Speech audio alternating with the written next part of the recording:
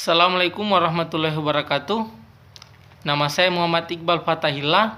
Dengan video kali ini saya ingin menjelaskan ringkasan mengenai perkembangan pertanian yang ada di Indonesia.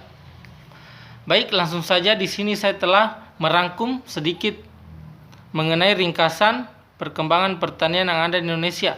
Langsung saja kita cermati. Sejarah pertanian di Indonesia tidak terlepas dari kejayaan Kerajaan Majapahit, yang dimana berada di wilayah aliran Sungai Berantas, yaitu sungai kedua terbesar di Pulau Jawa. Lokasi ini juga dekat dengan muara Sungai Bengawan Solo.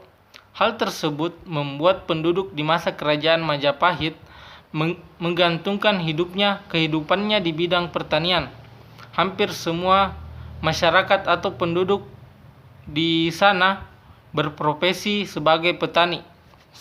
Saat itu Majapahit memiliki sektor pertanian yang kuat, menghasilkan padi dalam jumlah yang sangat besar. Dan selain padi, komoditas pertanian Indonesia lainnya adalah rempah-rempah. Maka kita tak heran jika bangsa Eropa begitu menginginkan rempah-rempah khas Nusantara kita.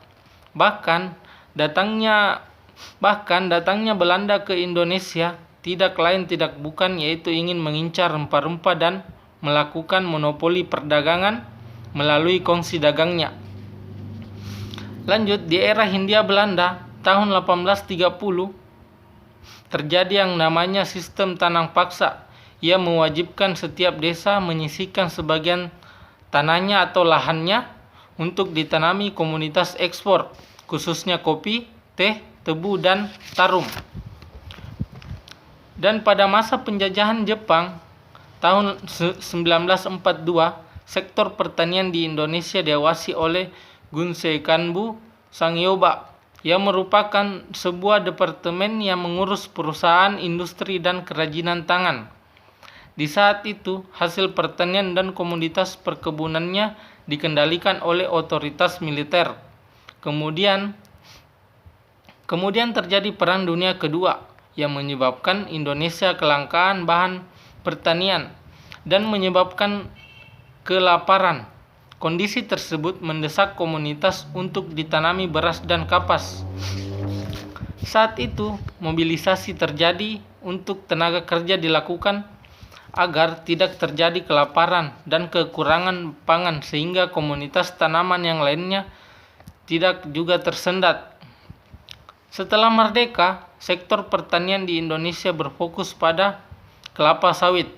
Lahan diperluas sehingga produksi kelapa sawit Indonesia menjadi produsen minyak kelapa sawit yang meningkat.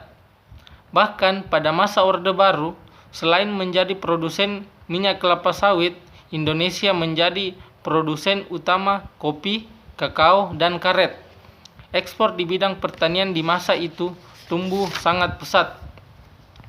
Dan pertanian yang terjadi saat ini menurut diri saya pribadi yaitu jauh lebih berkembang dari sebelumnya. Contoh mulai dari pengolahan lahan hingga pasca panen, hampir keseluruhan tak tersentuh oleh tangan para petani atau manusia,